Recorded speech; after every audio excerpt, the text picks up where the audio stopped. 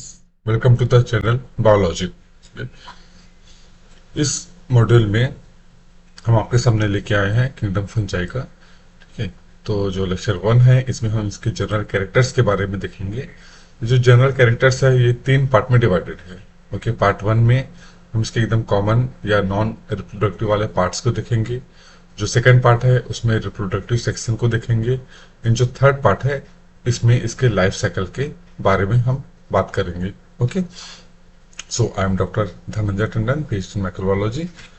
तो चलिए स्टार्ट करते हैं बिना समय कमाए। तो देखिए, सबसे पहले समझते हैं कि इसके एक जो जनरल ओवरव्यू है इसके बारे में हम देखते हैं। ठीक है, तो सबसे पहले देखते हैं कि जो फंजाई है ये आया कहाँ से है, या इसका जो वर्ड है, फंजाई तो नेचर में है लेकिन इसका जो वर्ड है वो कहाँ से आया, कैसे इसका नॉमेनक्लेचर हुआ। ओके, तो जो फंजाई वर्ड है वो आया हुआ है लेटिन से जिसका मतलब होता है मशरूम। ठीक है, अब लेटिन में क्या वर्ड रहा होगा, तो लेटिन में वर्ड था इसका माइकस। ओके, ये माइकस, सो माइकस से आया। माइकस ये लैटिन वर्ड है जिसका इंग्लिश में मीनिंग होता है मशरूम। ठीक है, और इसी को देख करके जो साइंटिस्ट थे इन्होंने इस ऑर्गेनिज्म का नाम को फंजाई दिया। Okay, because not only the mushrooms are present, different types के फंजाई अवेलेबल है नेचर में। ठीक है, तो सबको मिला करके एक कॉमन नाम दिया गया, फंजाई। ठीक है, तो इनके जो फंजाई है, तो फंजाई में देखते हैं हम लोग कि इसके जो जनरल कैरेक्टर्स क्या है, एकदम कॉमन कैरेक्टर। तो कॉमन कैरेक्टर में है कि भाई इनमें क्लोरोफिल नहीं होता। ठीक है, जैसे हम एल्गी की बात करें तो एल्गी में क्लोरोफिल अवेलेबल होता है जिसके थ्रू वो फूड अपना बना सकता है। In the algae in plants are autotrophs. Okay, but since the chlorophyll is absent in this fungi, so they are the heterotrophs. Okay, heterotrophs means ये अपना खाना खुद नहीं बना सकते। They are the dependent on other things. वो कोई substrate हो सकता है, डेड ऑर्गेनिक मटेरियल हो सकता है, या लिविंग मटेरियल भी हो सकता है। ओके, थर्ड पॉइंट है कि इनका जो प्लांट बॉडी है, या इसके जो बॉडी है, आप समझ के चलिए। ठीक है, तो ये थैलस स्ट्रक्चर में है। थैलस स्ट्रक्चर में है इसका मतलब क्या है कि इनमें वेल डिफ्रेंशिएटेड ऑर्गेन्स नहीं होते हैं। ठीक है, जैसे हमारे बॉडी में अगर देखा जाए तो हमारे हैंड्स अलग हैं, फुट अलग है, हेड अलग है। ओके, डिफरेंट डिफरेंट पार्ट्स है, आईस है, नोज है, इस टाइप से है। प्लांट्स में भी वैसे ही हम चले जाएं तो रूट मिलेगा, सूट मिलेगा, लीफ मिलेगा, फ्रूट्स मिलेगा, ये सब डिफरेंट डिफरेंट पार्ट आपको देखने को मिलेंगे। बट जो माइसीलिया है इनमें ऐसा सेपरेट ऑर्गेन्स नहीं मिलते डिफरेंट डिफरेंट फंक्शन के लिए। ओके, इसमें एक सिंपल माइसीलिया ही बस प्रेजेंट रहता है, और यही जो माइसीलिया है ये फूड को एब्जॉर्ब करेगा। ठीक है, यही फिर आगे माइग्रेट करता चलता है। मतलब मेन काम तो इसको फूड को एब्जॉर्ब करना है, अपनी ग्रोथ कराने में। ठीक है, जब इनका लाइफ साइकिल कंप्लीट होने वाला होता है तब उस टाइम पे ये स्पोर्स बनाते हैं या रिप्रोडक्टिव एक्टिविटी में ये पार्टिसिपेट करते हैं। ओके, उसके बाद आते हैं जो इस फील्ड में जो भी, मतलब this field is called mycology. Okay, so mycology means myco from mycus. Mycus means mushroom, and logos is study. Okay, and the scientists who work on this they are called mycologist. अब देखें कि starting में तो भाई mushroom, क्योंकि mushroom तो easily दिख जाता है हमको, इसकी जो साइज है वो बड़ी होती है माइक्रो फंजाई के कंपेयर में। ठीक है, तो जो साइज है उसके अकॉर्डिंग फंजाई दो पार्ट्स में डिवाइडेड है, एक macro fungi and second is the micro fungi. Macro fungi में जितने भी मशरूम्स जो नेक्ड आई से आपको दिख सकते हैं आराम से, या मीन्स इनकी जो फ्रूटिंग बॉडी है जो दिखती है, ठीक है, वो माइक्रो फंजाई के अंडर में। माइक्रो फंजाई के अंडर में ऐसे फंजाई जिनकी फ्रूटिंग बॉडीज को आप नेग्लेक्ट आई से या नेक्ड आई से नहीं देख सकते। Okay, so they are called micro fungi. Okay, so ये जो माइक्रो फंजाई है और जो मशरूम्स है इनके अंदर में फिर आपके मोरेल्स, स्मट्स, रॉट, रस्ट, इस टाइप के अलग अलग टाइप के फंजाई इंक्लूड है। ठीक। अब इनकी जो जेनेरा है, ये जेनेरा आपको लगभग 5100 आपको देखने को मिलेगी। हालांकि बुक में इतने सारे जो स्पीसीज है या जेनेरा है ये आपको कहीं भी मेंशन नहीं दिखता। ठीक है, इसका जो क्लासिफिकेशन सिस्टम है उसमें आप एग्जाम्पल्स देख सकते हैं, बाकी आप ऑनलाइन देख सकते हैं या रिसर्च पेपर्स में आप सर्च करेंगे तो आपको ये देखने को मिलेगा। बट किसी भी बुक में इतने सारे जेनेरा के बारे में आपको कहीं भी इंफॉर्मेशन अच्छे से नहीं मिलती। ठीक है। फिर इसकी जो स्पीसीज है ये अराउंड 50,000 है। सोच सकते हैं बहुत ही ज्यादा इसमें डाइवर्सिटी अवेलेबल है। ठीक है। नेक्स्ट देखते हैं इसकी हैबिटेट के बारे में कि ये जो फंजाई है वो कहाँ कहाँ पे ग्रोथ होती है, उसकी कहाँ कहाँ ये पाई जाती है। ठीक है। तो ये जो फंजाई है they are the cosmopolitan in the nature. Means ये हर जगह आपको देखने को मिलेगा। कहाँ कहाँ देखने को मिलेगा? वाटर में भी मिलेगा, एयर में मिलेगा, मेराइन में मिलेगा, एंड टेरेस्ट्रियल पार्ट्स में भी आपको ये देखने को मिलेगा। तो हर जगह ये अवेलेबल है। ठीक है। तो ये स्पोर के फॉर्म पे भी आपको, एयर में तो स्पोर के फॉर्म पे आपको देखने को मिलेगा। ठीक है। जैसे स्पोर्स एयर में पूरे फैले हुए रहते हैं।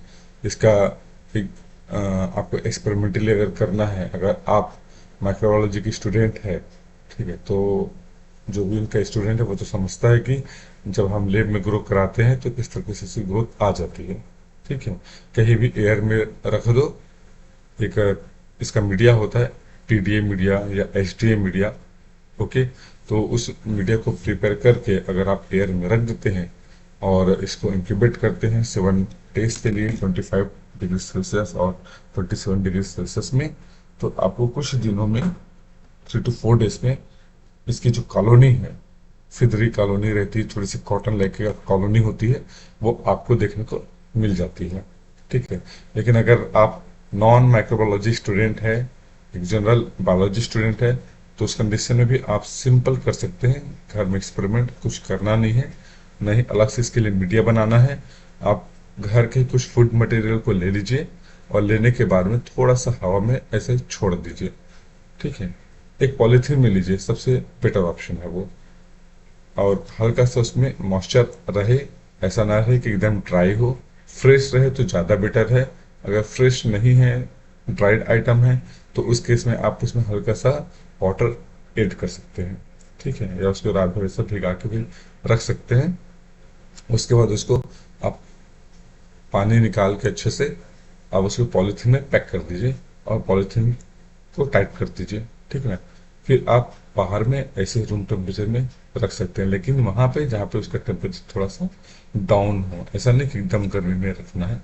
ठीक है। फिर कुछ दिनों बाद में आप देखेंगे कि वो डिग्रेड होने लगेगा फूड मटेरियल, और वहां पे डिफरेंट डिफरेंट कलर्स के आपको कॉटन लाइक स्ट्रक्चर देखने को मिल जाएंगे। ठीक है। तो यही है फंजाई का नॉर्मल जो कॉलोनिक कैरेक्टर्स। ओके। वो हम और आगे देखेंगे कि किस तरीके से अलग डिफरेंट डिफरेंट जो जीनस है उनका कॉलोनिक कैरेक्टर्स कैसा रहता है। ठीक है। तो ये जो सीरीज है फंजाई का, ये काफी ज्यादा हम डिटेल में बताने वाले हैं। तो ये तो अभी शुरुआत है इसका। चलिए आगे देखते हैं कि अब ये तो भाई सब जगह मिल गया, अब मिल तो गया, लेकिन किस इन्वायरमेंट में इसकी ग्रोथ होती है, किस टाइप का इन्वायरमेंट इनको चाहिए। ठीक है। तो इनको चाहिए generally moist and humid area. Moist and humid area यानी कि मॉइस्ट यानी कि जहां पे नमी अवेलेबल है, वाटर मॉलिक्यूल अवेलेबल है, एंड ह्यूमिड एरिया यानी कि जहां पे पानी तो है ही, लेकिन वहां पे थोड़ा सा वार्म कंडीशन भी है। ओके। इसको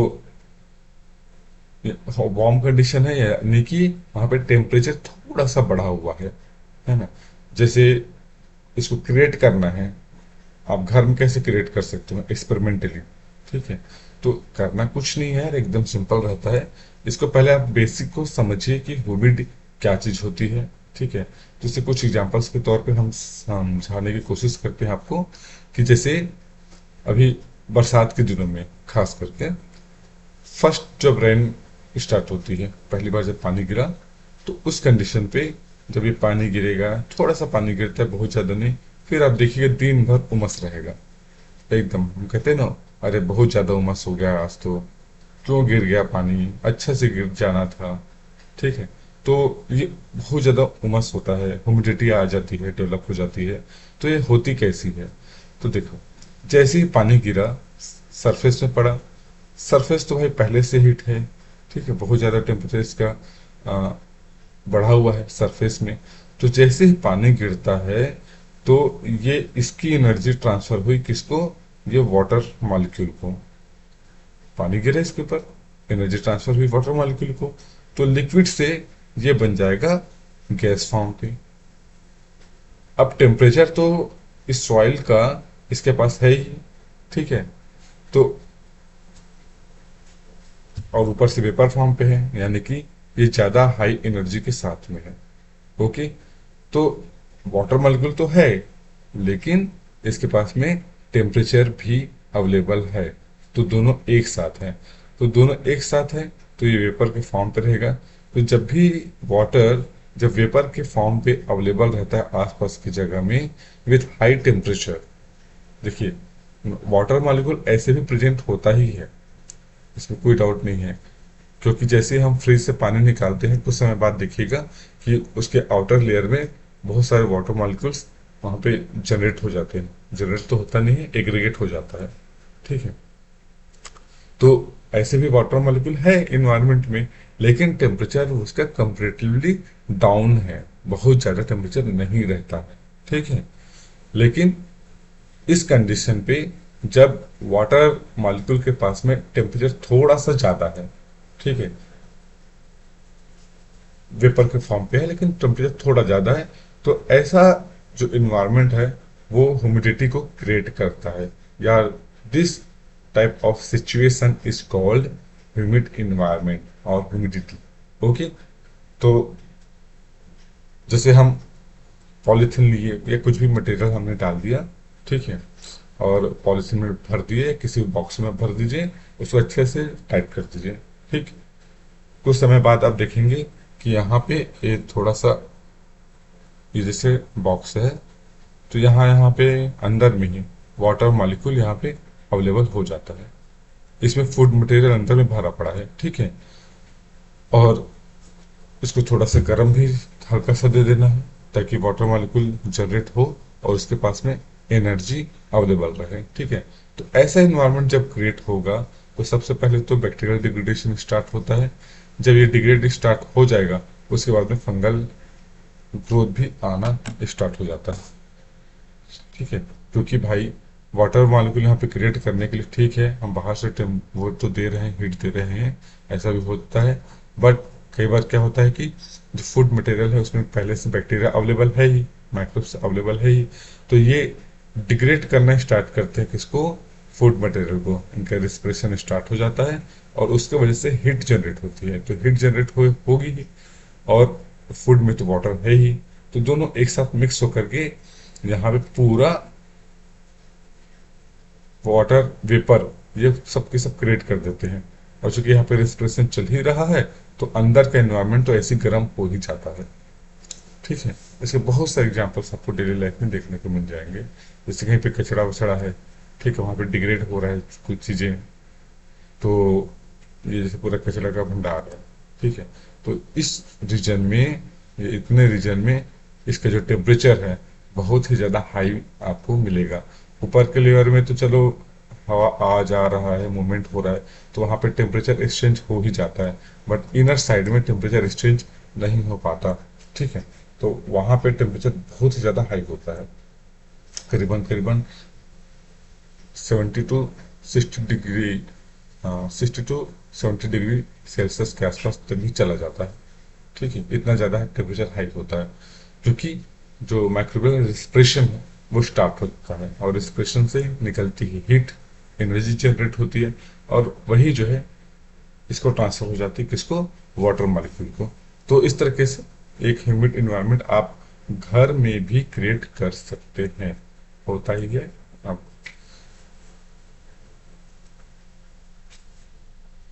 ओके। तो ये है कि ह्यूमिड एरिया में इसकी ग्रोथ होती है। अब ये जो फंजाई है, ये पैरासिटिक भी हो सकते हैं, किनके लिए? प्लांट्स के लिए, एनिमल के लिए एंड इंसेक्ट्स के लिए। ठीक है। अब नेक्स्ट देखते हैं इनके सेलुलर स्ट्रक्चर के बारे में।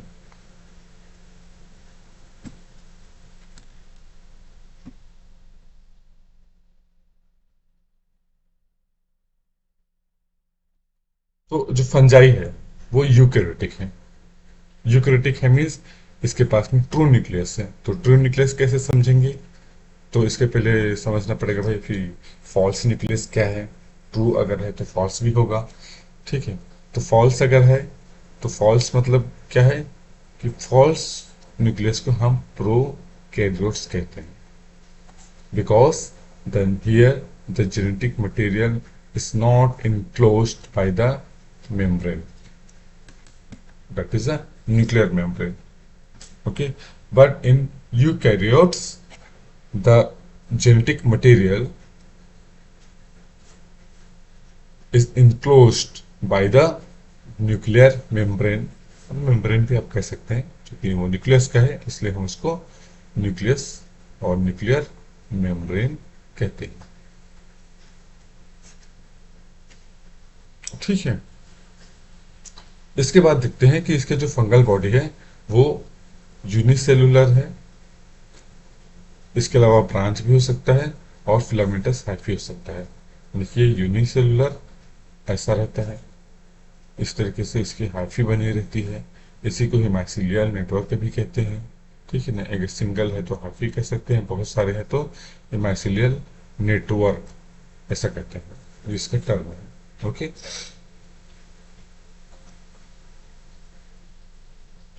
ओके। अब नेक्स्ट देखते हैं कि फिलामेंटस रहता है, ब्रांच रहता है, सब रहता है। जो हाइफी है, ये सिंगल, अगर हम हाइफी की बात करें तो हाइफी इसका, यहाँ पे कुछ एग्जांपल्स है यीस्ट सेल्स का। ठीक है। These are the unicellular cells. देख सकते हैं आप, सिंगल सेल है, यहाँ भी सिंगल सेल है, सब सिंगल है। ठीक है। और यूनिसेलुलर है यानी कि सिंगल सेल है। ये इसका माइक्रोस्कोपिक इमेज है, ये भी माइक्रोस्कोपिक इमेज है, लेकिन ये कंपाउंड माइक्रोस्कोप का है ना। जो सिंपल हमारे पास में लैब में माइक्रोस्कोप्स रहते हैं उनका है, लाइट माइक्रोस्कोप का। ये जो इमेज है ये इलेक्ट्रॉन माइक्रोस्कोप का इमेज है, ये रियल इमेज है। ओके। तो यहाँ पे देख सकते हैं हम कुछ, यहाँ पे कुछ बट्स वगैरह भी इसका डेवलप हो रहा है, और ये यीस्ट सेल के एग्जाम्पल्स। ठीक है। ये मोल्ड्स का है। स्ट्रक्चर के बेस में जो फंजाई है, यूनिसेलुलर तो है ही, जितने भी जो फिलामेंटस फंजाई है दे आर कॉल्ड मोल्ड्स। यहाँ पे समझ सकते हैं, देखिए कि किस तरीके से जो फिलामेंट है ये इसका पूरा फैला हुआ है ये सॉइल में। ओके। यहाँ पे ये मशरूम का है, जहाँ पे मशरूम प्रोडक्शन हुआ उसका एक ब्लॉक है ये। तो आप देख सकते हैं कि नीचे पूरा ये पूरा माइसीलिया व्हाइट कलर का फैला हुआ है। तो यहाँ भी हमको काफ़ी समझ में आ जाता है कि इसमें क्लोरोफिल तो अवेलेबल है ही नहीं। ओके। तो पूरा एक कलरलेस है, व्हाइट कलर का है, इसका मतलब ये खाना तो भाई बना तो नहीं पाएगा, ये तो तय है। ठीक है। क्लोरोफिल होता तो ग्रीन ग्रीन कलर का ये पूरा दिखाई देता, और ये पूरा फिलामेंटस है। यहाँ पे लेब में इसको ग्रो कराया गया है मशरूम का ये। ठीक है। तो यहाँ भी हम देख सकते हैं कि ये पूरी फिलामेंट्स या इसकी जो हाइफी है यहाँ से डेवलप हो चुकी है, और ये काफ़ी ज़्यादा व्हाइट कलर में आपको ये दिखाई देगा। ठीक है। अब हम बात करें जो हाइफी की, तो हाइफी जो है जनरली दो टाइप से देखने को मिलते हैं। First is the accepted and को इनोसाइटिक। असेप्टेड यानी कि ये जो माइसीलिया है इसमें कहीं भी किसी भी टाइप का सेप्टा अवेलेबल नहीं है, या एक दीवार कहना चाहिए जैसे हम लोग के घर में। ठीक है। किचन में दरवाजा रह गया, या बेडरूम में दरवाजा रह जाता है। ठीक है। दो तीन बेडरूम है तो सबके अलग अलग दरवाजे रहते हैं, so they are called septa type. Okay. तो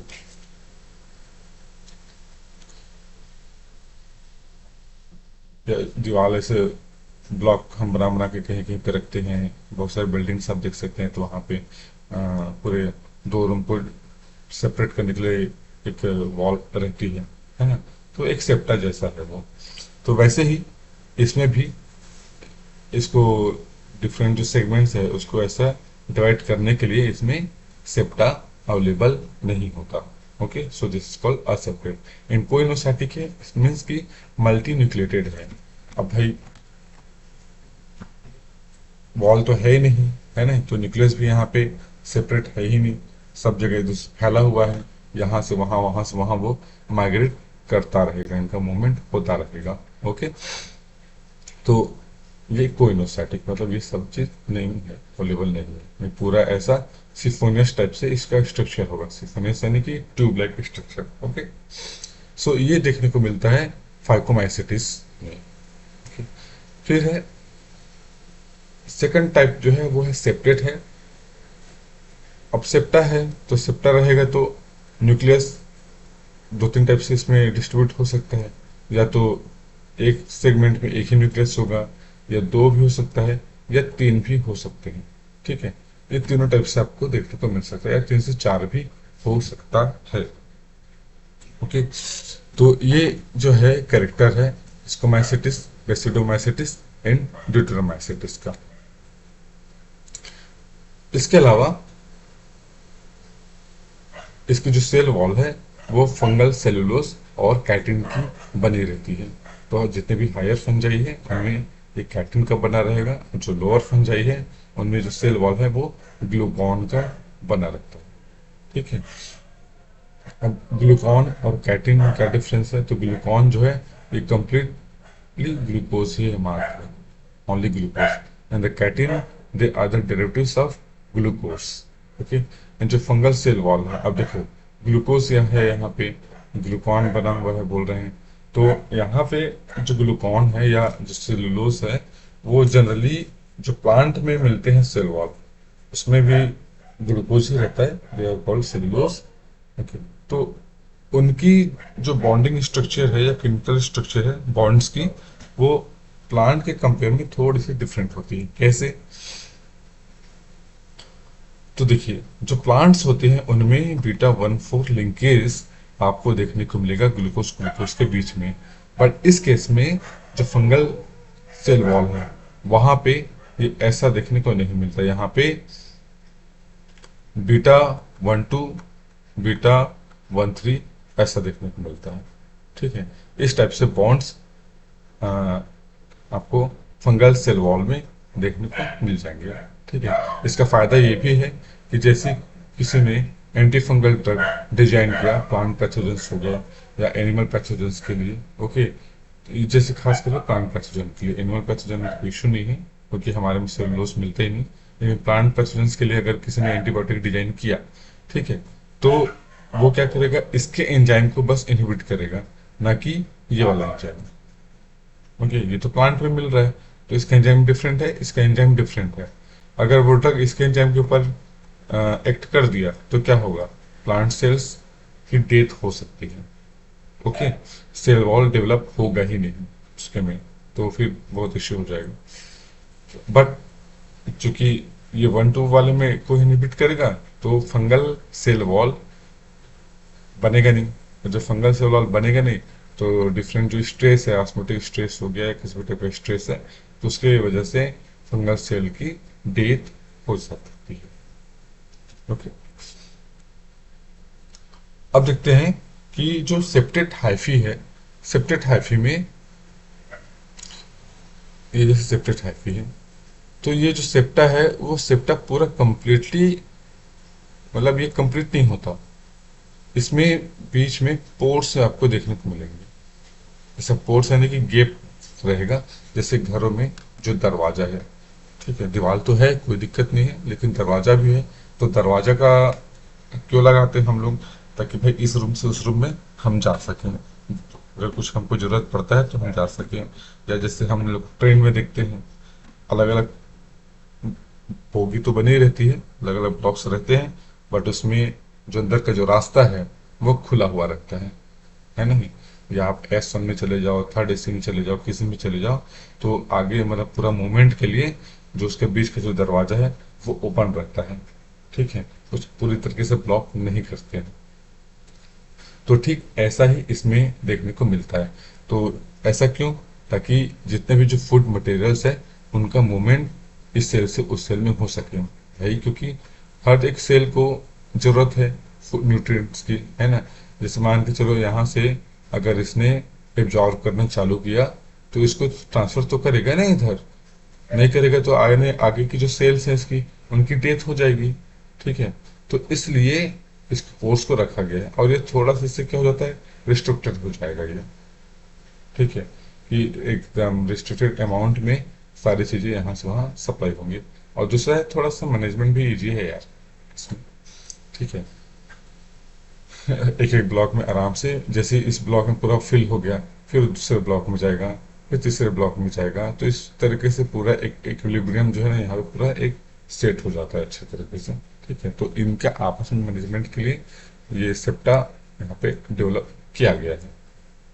ठीक, अब ये जो सेप्टा है या जो स्पोर्स है वो डिफरेंट ग्रुप में डिफरेंट डिफरेंट टाइप्स के आपको देखने को मिलेंगे। जनरली ये दो टाइप का रहता है, सिंपल पोर एंड डॉली पोर। तो सिंपल पोर में क्या होगा, ये जैसे सेप्टा है तो इस टाइप से एक सिंपल सा सेप्टा बस रेडी है। ठीक है, इसमें किसी भी टाइप का अलग से स्पेशलाइज्ड स्ट्रक्चर आपको देखने को नहीं मिलता। लेकिन डॉली पोर के केस में ऐसा एक स्पेशलाइज्ड स्ट्रक्चर आपको देखने को मिलेगा। ये काजू के जैसा दिख सकते हैं, या पिन लाइक स्ट्रक्चर है, किडनी के लाइक स्ट्रक्चर है, ऐसा करके आप याद रख सकते हैं उसको। ठीक है, अब जो सिंपल पोर है ये भी थ्री टाइप्स के हैं, सॉरी जो पोर्स है वो भी थ्री टाइप्स के हैं, जो सिंपल पोर है। तो एक तो एकदम ही सिंपल है, ठीक है, कुछ भी बीच में नहीं है, ये प्रोटोप्लास्ट है उसका जो यहाँ से माइग्रेट हो रहा है। और जो सेकंड टाइप का है, सिंपल पोर तो है ही, बट यहाँ पे एक डेंस मटेरियल भी अवेलेबल है। ठीक है, एक रिंग लाइक स्ट्रक्चर अवेलेबल है, ये मेम्ब्रेन का हो सकता है। तो जैसे सिंपल पोर है ये आपको पक्सिनियो माइकोटिना में मिलेगा, ये आपको उस्टी लेगोनी माइकोटिना में आपको देखने को मिल सकता है। उसके बाद देखते हैं जो सिंपल पोर है, लेकिन ये वोरोनिन बॉडीज के साथ में आपको यहाँ पे देखने को मिलेगा, ये सब वोरोनिन बॉडीज है, तो ये आपको देखने को मिलेगा इसको माइकोटा में। ठीक है, अब ये जितने भी सेप्टा है, अगर आप सोचोगे ये नॉर्मल माइक्रोस्कोप में दिख जाए तो भैया नहीं दिखने वाला, कोशिश भी मत करना। ठीक है, ये नॉर्मल माइक्रोस्कोप में नहीं दिखेगा, because they are very ultra structure, और विदाउट इलेक्ट्रॉन माइक्रोस्कोप के ये आपको दिखने वाला तो है ही नहीं। ठीक है, इसलिए हमने आपको बता दिया कि हाँ भाई ये पोर्स दिखते हैं। अब आप जो है ना माइक्रोस्कोप में लगा के सर्च कर रहे हो, उसको ऑब्जर्व करने की कोशिश कर रहे हो, दिख नहीं रहे, तो फिर मेरे को बाद में मत कहना कि अरे सर आपने तो बताया था बट ये तो दिखता ही नहीं है। ठीक है, तो ये सेम में दिखेगा। ओके, सेम में दिख सकता है, टेम में दिखेगा, टेम में और बेहतर तरीके से दिख सकता है, बिकॉज ये अंदर में अवेलेबल है। तो इंटरनल चीजों का अगर आपको देखना है तो टेम इज द बेटर ऑप्शन। ठीक है, सेम में क्या होता है कि खाली जो सरफेस एरिया है वो बस हमको दिखाई देता है, उसके अंदर का दिखाई नहीं देता है। तो उसके लिए आपको टेम में जाना पड़ेगा, यानी कि ट्रांसमिशन इलेक्ट्रॉन माइक्रोस्कोप में उसको यूज करना होगा। और अगर आपके पास में अवेलेबल नहीं है तो इंडिया में बहुत सारे सेंटर्स हैं वेयर टेम्स आर अवेलेबल, तो आप वहां पे सैंपल भेज के अपना एनालिसिस करवा सकते हैं।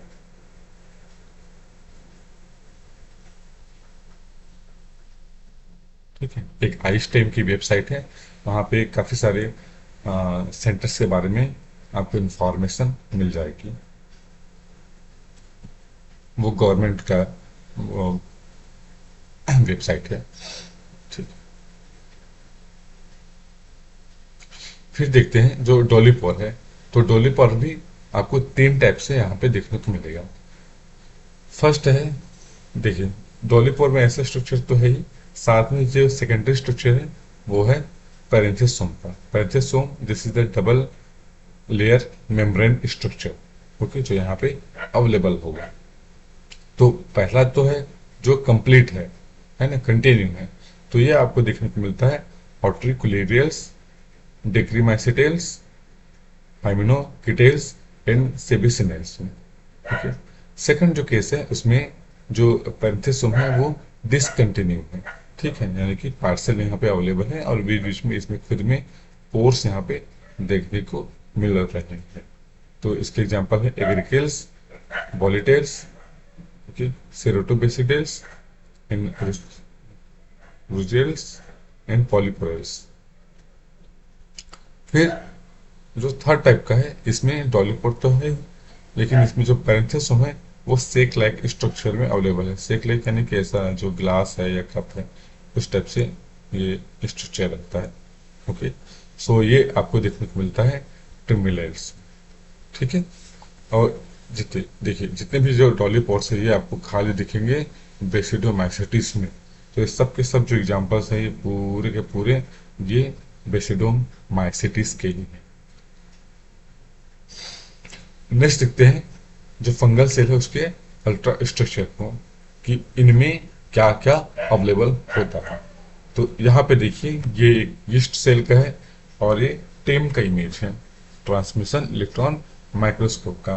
पहले जो हमने देखा था वो स्कैनिंग इलेक्ट्रॉन माइक्रोस्कोप का है, तो उसमें आपको सरफेस दिखेगा और दिखता कैसे है, शेप उसकी, साइज उसकी, वो थोड़ी सी समझ में आ जाती है। लेकिन टेम में आपको काफी ज्यादा उसका अल्ट्रा स्ट्रक्चर को देखने को मिल जाता है, ठीक। तो यहाँ पे देखते हैं ये रियल इमेज है, तो रियल इमेज में हम समझने की कोशिश करते हैं, ठीक है। इन्होंने काफी ज्यादा अच्छे से इसको नॉमेनक्लेचर भी यहाँ पे किया हुआ है। तो ये जो है एक बड़ा सा पार्ट, खाली पार्ट है ये, ठीक है। तो ये वैक्यूल है, खाली पार्ट है, इसलिए यहाँ पे जो इमेज बना हुआ है ये थोड़ा सा व्हाइटिश कलर में बैकग्राउंड यहाँ पे दिख रहा है और कुछ कुछ मटेरियल्स यहाँ पे अवेलेबल है, पूरा का पूरा ये फिल नहीं है, ठीक है। बाकी जो एरिया है ये कम्प्लीटली फिल्ड है, किससे, प्रोटोप्लास्ट से या साइटोप्लाज्म से। ओके। अब यहाँ ये वाला जो एरिया है दिस इज न्यूक्लियस। ओके, जहाँ पे देख सकते हैं हम लोग कि ये पूरा एक मेम्ब्रेन बाउंड स्ट्रक्चर है, मेम्ब्रेन से घिरा हुआ है और इसके अंदर में जेनेटिक मटेरियल अवेलेबल रहेगा, ठीक है। फिर ये जो स्ट्रक्चर है यहाँ पे ये एंडोप्लाज्मिक रेटिकुलम इसको बताया गया है, ठीक है। ये तो सेल मेम्ब्रेन हो गई ये वाली, ये सेल वॉल हो गया पूरा यहाँ से यहाँ तक का, ठीक है। ये माइटोकॉन्ड्रिया हो गया, देख सकते हैं माइटोकॉन्ड्रिया इसमें काफी अलग दिखता है और जो हम बुक्स में देखते हैं इसमें काफी डिफरेंट दिखता है, ठीक है। तो बहुत सारी इमेज लिया जाता है, ऐसा नहीं कि एक इमेज से हम किसी भी सेल की या सेल ऑर्गेनेल्स के स्ट्रक्चर को हम ड्रॉ कर देते हैं, ऐसा नहीं है। काफी सारे स्पेसिमेंस के सैंपल्स कलेक्ट किए जाते हैं और उनमें फिर कॉमन पैटर्न देखा जाता है, उसके बेस में उसका स्ट्रक्चर को ड्रॉ किया जाता है, ठीक है, ताकि किसी को समझ में आ जाए। बट एक्चुअल केस में ये कुछ इस तरीके से ही दिखाई देता है, ठीक। यहाँ पे ये भी पूरा इसी का ही पार्ट है माइटोकॉन्ड्रिया का, ठीक है। यहाँ पे देखो क्रिस्टी पूरी बनी हुई है, यहाँ पे क्रिस्टी पूरी बनी हुई है ना, यहाँ सब। और ये बर्ड है, तो यहाँ से सारे जो मटेरियल्स हैं वो यहाँ पे माइग्रेट हो रहे हैं धीरे धीरे करके। ये 1 माइक्रोमीटर के साइज में इसको लिया गया है। ये इसका ग्राफिकल स्ट्रक्चर है, तो जनरली हम बुक्स में इस टाइप से देखते हैं और ये रियल इमेज है, तो आप देख सकते हैं कि कितना ज़्यादा डिफरेंस दोनों में आपको ये दिख रहा है। जैसे गॉल्जी ऑपरेटस है, ये गॉल्जी ऑपरेटस यहाँ पे आपको सर्च करेंगे तो थोड़ा सा मुश्किल तो हो सकता है, क्योंकि ऐसा स्ट्रक्चर जो है समझ पाना यहाँ पे मुश्किल रहता है, ये दिख नहीं रहा है, ऐसा भी हो सकता है कई बार, ठीक है। तो इसके लिए काफ़ी ज़्यादा सेल्स के स्पेसिमेंस लिए जाते हैं, अलग अलग स्टेज में देखा जाता है ना, एक ही स्टेज में देख लिया ऐसा नहीं रहता, डिफरेंट डिफरेंट स्टेज में इसको देखते हैं, ठीक है। ये तो माइटोकॉन्ड्रिया हो गया, ऐसा माइटोकॉन्ड्रिया, ये रहा वैक्यूल, ये वैक्यूल, ठीक। ये न्यूक्लियस, यहाँ पे देखिए न्यूक्लियस। अब यहाँ पे देखो ये एक अलग स्ट्रक्चर है न्यूक्लियस का। फिर यहाँ पे सेपरेट सेपरेट टाइप के दिख रहा है ना, ये मेम्ब्रेन का लेयर। ठीक है, यहाँ देखने को मिल रहा है क्या? नहीं, यहाँ यहाँ तो कंटिन्यू दिखाई दे रहा है। यहाँ पे बस एक जगह थोड़ा सा होल टाइप का दिखा बस। ठीक है, बाकी यहाँ पे और देखने को पूरा पूरा ये क्या कहते हैं, कंटिन्यू आपको देखने को मिल रहा है। ठीक है, ये और रिजॉल्व इसको कर सकते हैं, और जब रिजॉल्व करेंगे तो ये और काफी ज्यादा फाइन आपको दिखेगा। ये तो पूरा ओवरऑल इसको दिखा गया है, इसलिए ऐसा ये दिखाई दे रहा है ऐसे। लेकिन जब इसको और हाई मैग्निफिकेशन में जब चेक करेंगे तो न्यूक्लियर मेम्ब्रेन भी काफी क्लियर देखने को मिलता है।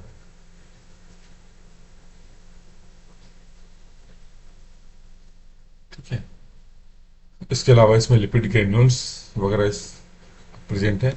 And this is called bud scar. तो बड स्केयर मीन्स जैसे यहाँ पे बड बन रहा है ना, तो जैसे बड बन के निकल जाएगा तो यहाँ पे ये निशान छोड़ जाएगा इस तरीके से। So this is called bud scar. जैसे हम लोग पेड़ पौधों में देखते हैं, तो जहाँ पे पत्तियां जो निकली होती हैं उस पार्ट को, पत्ती को मतलब तोड़ दो, तो वहां पे देखना एक मार्क बन जाता है। So this is that is called leaf square. ठीक है, यहाँ पे वही है बड स्केयर। अब नेक्स्ट देखते हैं कि जो फंगल बॉडी है, कई केस में ये थोड़े से मॉडिफाइड हो जाते हैं। ठीक है, मॉडिफाइड होने की उनके अपने फंक्शन है, बिना रीजन के तो कुछ होता नहीं, कोई ना कोई रीजन तो रहेगा ही, है ना, उस वजह से ये मॉडिफाइड हो जाते हैं। तो मॉडिफिकेशन के बेस में ये डिफरेंट टाइप से हमको देखने को मिलते हैं। तो जो फर्स्ट केस है वह है प्रोजेनकाइमा। ठीक है, यहां से हम समझते हैं प्रोजेनकाइमा में क्या होगा कि जो फंगल हाइफी है ये पैरेलली यहाँ पे अवेलेबल है। ओके, और थोड़े से लूज होते हैं। तो लूज होते हैं तो इसके चक्कर में क्या होता है कि इसकी जो आइडेंटिटी है, यानी कि हम एक एक जो माइसीलिया है उसको हम आइडेंटिफाई कर सकते हैं कि हाँ भाई ये एक सेपरेट है, ये सेपरेट है, ये सेपरेट है, ये सेपरेट है, इस तरीके से। ओके, तो अगर ऐसा केस देखने को मिलता है, सो दिस इज कॉल्ड प्रोजेन काइमा।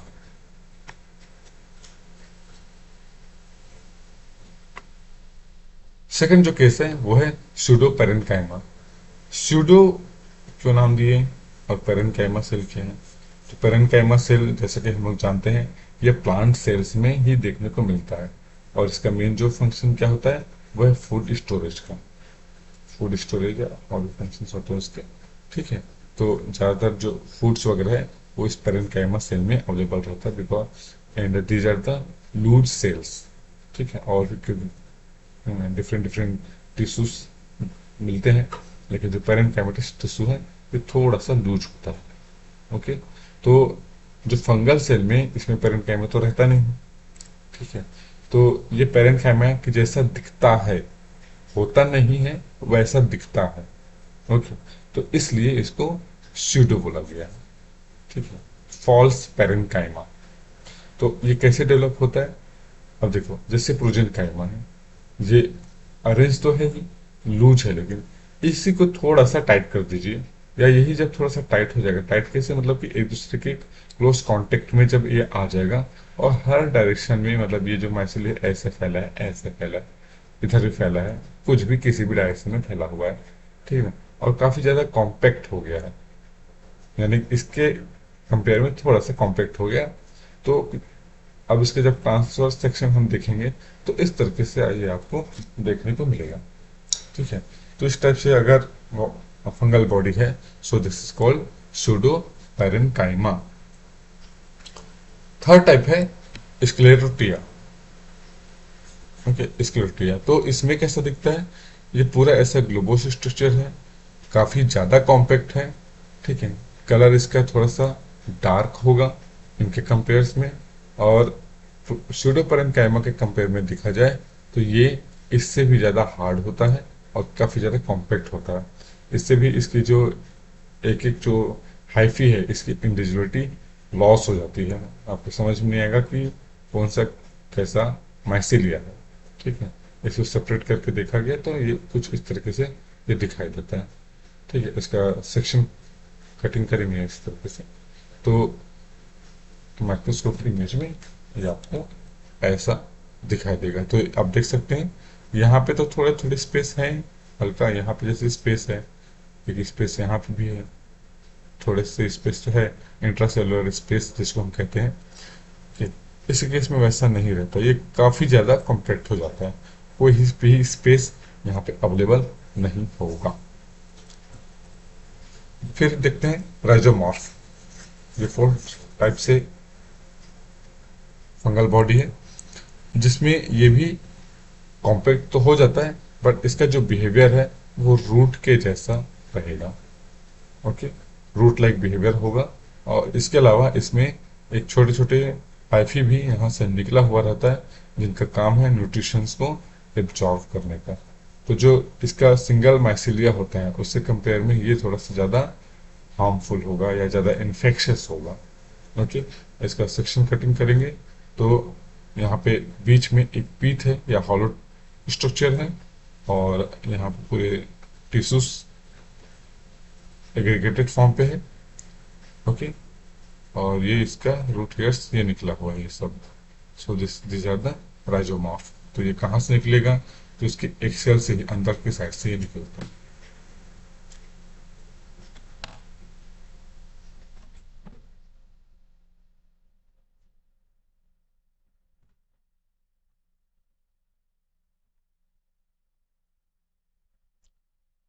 फिर नेक्स्ट देखते हैं, एक टाइप है एप्रेसोरियम।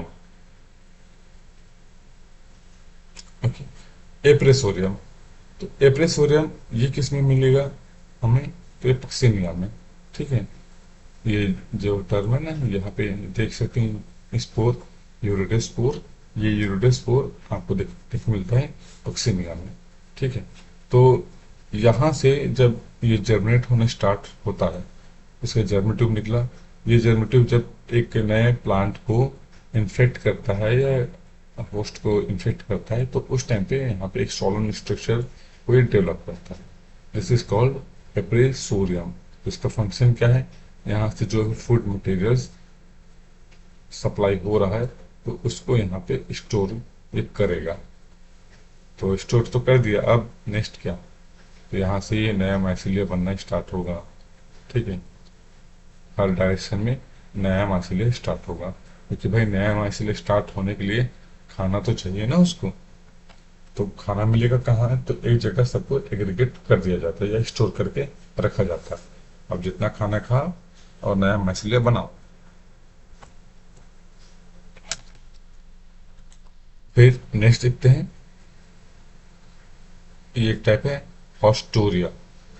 ठीक है, हॉस्टोरिया। तो हॉस्टोरिया क्या है, इस केस में कैसा रहता है, ये जनरली जो ऑब्लिगेट पैरासाइट्स हैं उनमें देखने को मिलता है, और जो एप्रेसोरियम है वो भी ऑब्लिगेट पैरासाइट्स में देखने को मिलता है।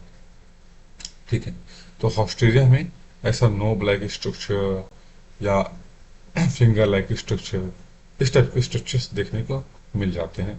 तो इनका काम क्या है, वही सेम काम, जो फूड मटेरियल है उसको डाइजेस्ट करना, because this cigarettes enzymes also. Okay, तो उसको डाइजेस्ट करेगा, उसको सिंपल फॉर्म पे कन्वर्ट करेगा, और उस फूड मटेरियल को ये एब्जॉर्ब करेगा। ये इसका काम है। ठीक है, अब देखो जैसा इसका स्ट्रक्चर बना हुआ है उस हिसाब से भाई इसको इस प्लांट सेल से पूरी तरीके से निकाल पाना तो बहुत ही मुश्किल है ना। अगर हम यहाँ से भी निकालते हैं तो ये तो टूटेगा, कोई दिक्कत नहीं, टूट गया, हट गया, निकल गया, लेकिन ये तो पार्ट बचा हुआ है ना, तो ये तो अपने आप को कहीं ना कहीं क्लोज कर ही लेगा, इतना मैकेनिज्म तो होगा ही इसके पास में, है ना। क्योंकि नेचर ने इसको बना के रखा है, और ऊपर से इन्फेक्टिंग वाले हैं, तो मशीनरी तो इसके पास होगी ही होगी। उसके बाद ये जो बच गया बाद में यही फिर से इन्फेक्ट करेगा, या यही जो पार्ट है, क्योंकि फूड स्टोरेज तो इसके पास है मेन मटेरियल सेल ग्रोथ के लिए, तो ये जब यहाँ पे अवेलेबल है तो क्या होगा, नया माइसिलिया यहाँ से रेडी हो जाएगा। ओके, चलिए, एक रहता है हाइफल ट्रिप। तो वो थोड़ा सा स्टिकी नेचर में रहता है, और उसका काम रहता है निमेटोड्स को कैप्चर करना।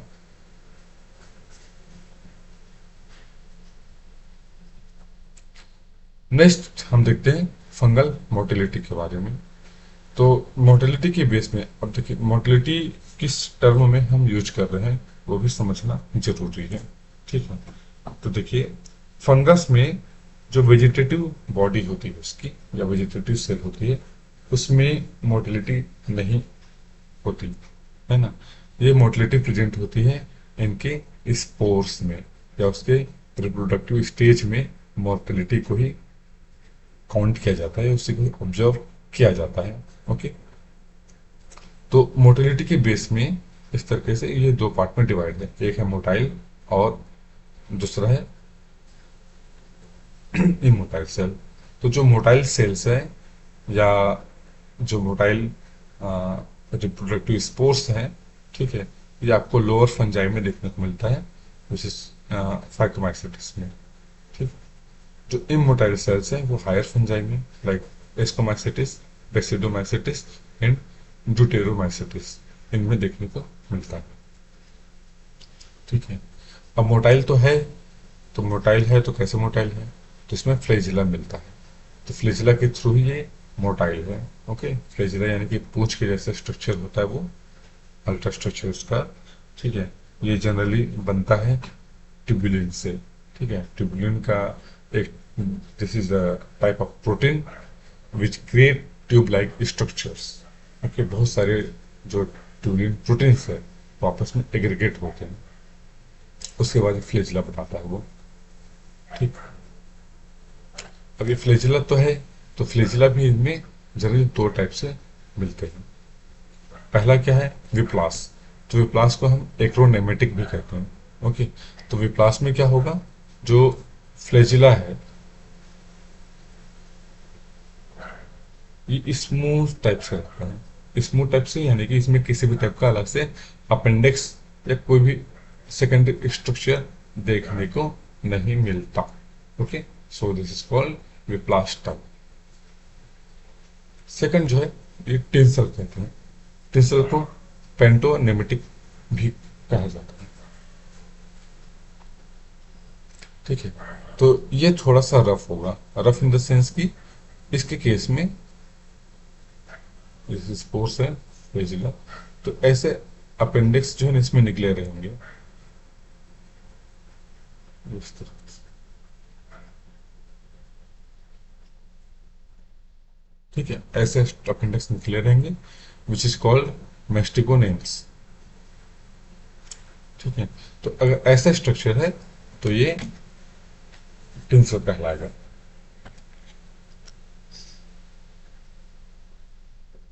नेक्स्ट देखते हैं फंजाई के न्यूट्रिशन के बारे में। ठीक है, तो फंजाई की न्यूट्रिशन को हम देखा जाए तो सिंस दे आर हेटरोट्रॉप्स, तो हेटरोट्रॉप्स है तो ये अलग अलग टाइप से अपने को देखने को मिल जाते हैं। पहला है parasitic fungi. Parasitic fungi means they grow only on the living organism.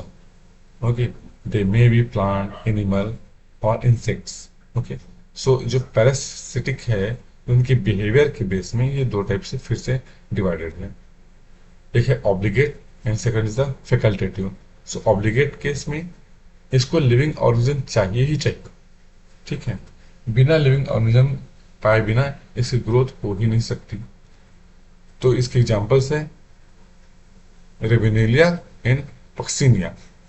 यहाँ पे एक एग्जांपल हम देखते हैं, ये चीकू में इन्फेक्शन हुआ है इसका, तो यहाँ पे आप देख सकते हो फंगल हाइफी यहाँ पे अवेलेबल है, पूरा बाहर निकल गया है। ठीक है, वैसे ही एक केस है ये माइसेटोमा का। ठीक है, जिसमें ये काफी सारे आप देख सकते हैं वुंड्स यहाँ पे देखने को मिल रहे हैं, यहाँ से पस भी निकलता है। ठीक है, इसको माइट्रोला फूड भी हम कहते हैं। तो इस तरीके से इसका एक इमेज है, ये भी पैरासिटिक है। ओके, और बहुत जल्दी ठीक होता नहीं। अगर आपके एरिया में अगर ऐसा दिखाई दे तो हमें जरूर कांटेक्ट करिएगा।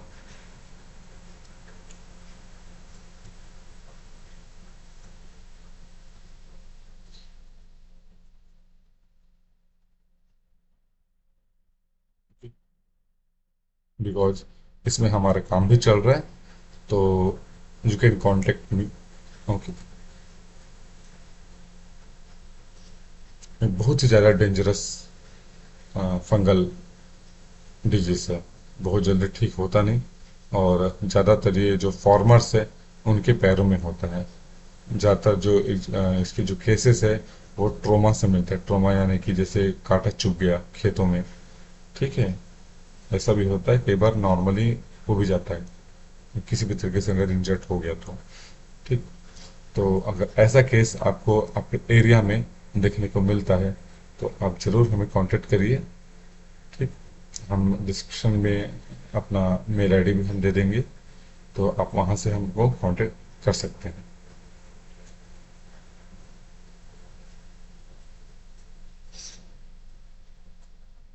चलिए, जो सेकंड केस है वो है फैकल्टेटिव। तो फैकल्टेटिव में क्या होगा कि अगर उसको लिविंग ऑर्गेनिज्म है तो भी उसकी ग्रोथ होगी, नहीं है तो भी कोई बात नहीं। जो डेड ऑर्गेनिक मटेरियल्स है वहां पे इनकी ग्रोथ स्टार्ट हो जाएगी। वो बोलेगा लिविंग नहीं है भाई, कोई बात नहीं, हम तो फ्लेक्सिबल लोग हैं, ठीक है, वो जो खाना पड़ा हुआ है कल का बासी वाला उसको भी हम खा लेंगे, ठीक है, हमको सब चलेगा।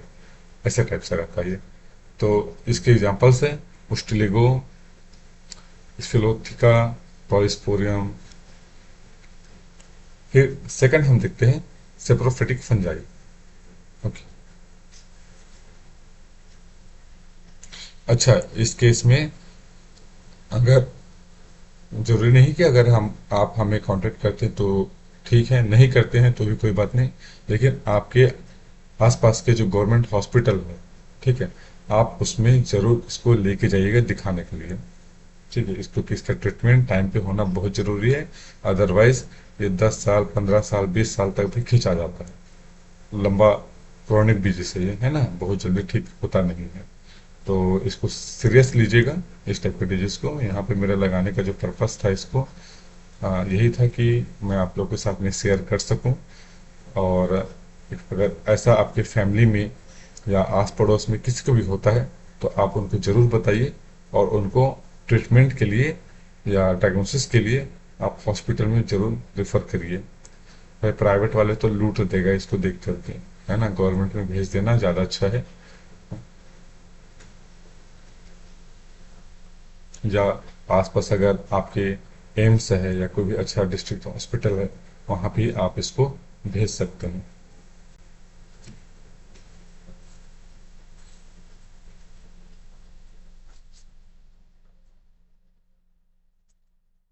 चलिए, सेकंड टाइप देखते हैं, सेप्रोफिटिक फंजाई। तो सेप्रोफिटिक फंजाई में क्या है कि ऐसा फंजाई जिसको डेड ऑर्गेनिक मटेरियल चाहिए फॉर देयर फूड। ओके। तो ठीक है, तो इस केस में भी ये दो टाइप से अवेलेबल है। एक है ऑब्लिगेट टाइप से, यानी कि इसको डेड ऑर्गेनिक मटेरियल ही चाहिए, ठीक है। तो ये है म्यूकर म्यूसेडो है, एग्रीकल्स एग्रीकल्स हो गया, और भी मिलते हैं, एस्परजिलस है और राइजोपस है, ठीक है, ये सब राइजोपस वगैरह तो ये फैकल्टेटिव में आ जाते हैं, क्योंकि राइजोपस जो है वो ह्यूमन को भी इन्फेक्ट करता ही है। ओके। तो अब फैकल्टेटिव क्या है, तो ये दोनों में मतलब डेड ऑर्गेनिक मटेरियल है तो उसमें ग्रोथ तो होगी ही, लेकिन जो लिविंग ऑर्गेनिज्म है उसको भी इन्फेक्ट करेगा। ठीक है, तो ये फ्यूजेरियम, पाइथियम, एस्परजिलस, राइजोपास, ठीक है, ये सब इसके एग्जाम्पल हैं। इनमें जो ये भाई साहब एस्परजिलस है, राइजोपस है, ठीक है, ये इसकी वजह से ह्यूमंस में एस्परजिलोसिस नाम की डिजीज होती है।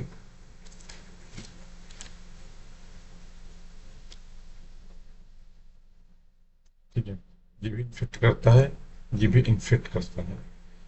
और ये तो प्लांट का है, प्लांट पैथोजन है। फिर थर्ड देखते हैं हम, सिम्बायोटिक फंजाई। ठीक है, तो सिम्बायोटिक फंजाई में ऐसे आएंगे कौन से, जो थोड़े से भाईचारा टाइप का भरोसा रखते हैं। ठीक है, भाईचारा मतलब भाई तू थोड़ा सा मुझको दे दे, मैं भी तुझे थोड़ा सा कुछ दे दूं, ठीक है। तो इस टाइप से भाईचारे वाले जितने भी जो फंजाई है, they are called symbiotic fungi. तो इनके अंडर में आते हैं लाइकेंस एंड माइकोराइजा। तो यहाँ पे कुछ इमेज यहाँ पे लिया गया है लाइकेंस का। तो बुक्स में हम देखते हैं भाई काफ़ी ज़्यादा ड्राइंग वाले इमेजेस आपको देखने को मिलेंगे, ठीक है। आपके पास अगर माइक्रोबायोलॉजी का टेक्स्ट बुक होगा तो आप उसमें देखिएगा, और अगर नहीं है तो नेट में भी आप सर्च करके देख सकते हैं। लेकिन यहाँ पे हम आपको रियल इमेजेस का दिखा रहे हैं कि एक्चुअल में दिखता कैसे है। अदरवाइज सबको दिक्कत होती है कि अगर आपके टीचर ने बोल दिया जाओ लाइकेंस पकड़ के लेके आओ या खोज के लेके आओ, तो भाई रियल इमेज तो देखी ही नहीं है, तो कैसे हम पहचानेंगे कि यही लाइकेंस है। ओके, तो इसलिए हम आपको यहाँ पे दिखा रहे हैं ताकि आपको थोड़ा सा समझ में आए, इमेज इसकी क्लियर बने आपके ब्रेन में, ताकि अगर कहीं पे ऐसा दिखता है तो आप उसको कलेक्ट कर सकें और टीचर के नज़रों में थोड़ा सा हीरो बन जाइए, हीरो हीरोइन जैसा भी हो, ठीक है। तो इस तरीके से दिखता है लाइकेंस। तो इसमें क्या रहता है, ये एल्गी का, ओके, एंड फंजाई, इन दोनों का ये मिक्सअप होता है, ठीक है। दोनों दोनों इसमें अवेलेबल होती हैं। तो फंजाई को थोड़ा सा शेड मिल जाता है, ठीक है, फूड मिल जाता है। बदले में एल्गी को एल्गी को क्या मिलेगा, वाटर मिलेगा, ठीक है। वाटर मिलता है, न्यूट्रिएंट्स, और वहाँ से क्या बोलना चाहिए, जो न्यूट्रिएंट्स हैं सॉइल वाले वो सब मिल जाते हैं, because fungi are well soil mineraliser, ठीक है। जितने भी मिनरल्स होते हैं वहाँ पे ना, कॉम्प्लेक्स मिनरल्स, उसको वो डाइजेस्ट कर देता है, डिसॉल्व कर देता है, और उसको पूरा एब्जॉर्ब कर लेगा, और एब्जॉर्प्शन के बाद में ये सप्लाई कर देता है किसको, एल्गी को, ठीक है। तो ये इसको फायदा मिल जाता है। इसके अलावा कुछ पैरासाइट्स अगर आ गया, किसी भी टाइप से हार्मफुल कीट्स आ गए, कुछ भी आ गया, तो ये जो फंजाई है उसको, चूंकि इसकी जो फंगल हाइफी बहुत ज़्यादा फाइन होती है ना, उसको वो पूरा ट्रैप कर लेगा, वहीं पे ख़त्म कर देगा, एल्गे को कुछ नुकसान पहुंचाने देगा ही नहीं, ठीक है। उसको ख़त्म भी कर देगा, उसको डाइजेस्ट कर देगा, उसको सप्लाई कर देगा, अब खुद को भी सप्लाई कर देगा, एल्गी को भी सप्लाई कर देगा। तो ये इसका फायदा है इसका, ठीक है। सेकंड जो केस है वो है माइकोराइजा। तो माइकोराइजा का भी देख सकते हैं आप, इस तरीके से आपको देखने को मिलेगा। इसके काफी सारे इमेज आपको गूगल में दिखेंगे, ठीक है, लेकिन ग्राफिकल इमेज आपको ज्यादातर दिखेगा, ये बहुत मुश्किल से मिला हुआ है। तो मैं इसको यहाँ पे लेके आ गया ताकि आप लोग इसको क्लियर देख सकें। ग्राफिकल इमेज तो खूब सारे थे लेकिन मैं उसको लिया नहीं, ठीक है, क्योंकि ग्राफिकल ग्राफिकल होता है यार, और रियल इमेज ही होती है। तो यहाँ पे हम देख सकते हैं ये प्लांट का रूट है, ठीक है। मतलब माइकोराइजा जो है किसके बीच में एसोसिएशन है, तो प्लांट रूट्स एंड फंजाई, इनके बीच में, ठीक है। माइको यानी फंजाई, राइजा यानी कि रूट, तो रूट एंड फंजाई के बीच का। तो इनको क्या फायदा है, तो ये प्लांट है, तो भाई प्लांट है तो फूड तो बनाएगा, तो फूड तो रूट को भी सप्लाई होगा, ठीक है। तो रूट के थ्रू चले जाता है ये फंजाई को भी, तो इसको भी थोड़ा सा खाना मिल जाता है प्लांट से। और प्लांट को क्या मिलता है, तो ये वाटर को अच्छे से पकड़ के रखता है, और जो किसी फाइन फिलामेंट्स होती है फंजाई की, इसलिए वाटर मॉलिक्यूल्स हो गए, मिनरल्स हो गए, इवन द फंजाई क्रिएट्स और डेवलप्स हार्मोन्स, प्लांट हार्मोन की वो बनाता है, सिंथेसाइज करता है। तो ये सब चीज किसको प्रोवाइड करेगा, प्लांट को, ठीक है। तो ऐसा एरिया जहाँ पे थोड़ा सा पानी की कमी है या जैसा भी हो, प्लांट को, या उसकी जो रूट्स हैं, प्लांट रूट्स, वो थोड़े छोटे टाइप से हैं, बहुत ज़्यादा डेप्थ में नहीं जा पा रहा है, तो ऐसे इन्वायरमेंट में या इस टाइप के अगर केसेस है तो उसमें ये बहुत ही बढ़िया हो जाता है, अगर फंगाई उसमें अवेलेबल है और वो बस पैरासिटिक ना हो। पैरासिटिक अगर हुआ तो प्लांट तो गया बेचारा, सिम्बायोटिक होना चाहिए, तब के केस में ये इसको फायदा पहुंचा सकते हैं। ये रूट है ना, ये वाला, ये स्टेम है, ये रूट है, और उसी से लगा हुआ है ये फंजाई, ठीक है। तो आप देख सकते हैं ये नीचे में है, और जमीन अच्छी गिली है थोड़ी सी। चलिए, तो इस वीडियो लेक्चर में इतना ही। जो इसका नेक्स्ट पार्ट है, हम उसमें रिप्रोडक्टिव स्ट्रक्चर के बारे में बात करेंगे। Okay, so thanks for watching this video.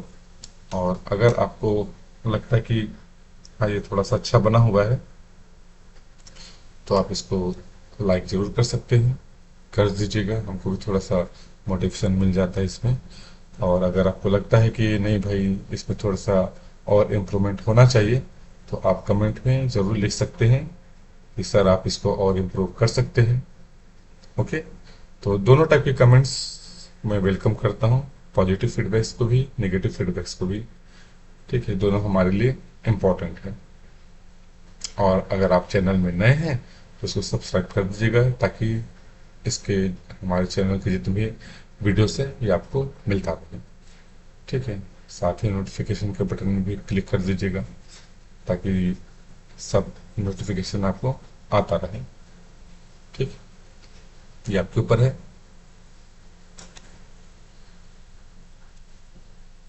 चलिए, सो इस वीडियो को यहीं पे हम समाप्त करते हैं। नेक्स्ट वीडियो में हम मिलेंगे इसके रिप्रोडक्टिव पार्ट्स के बारे में।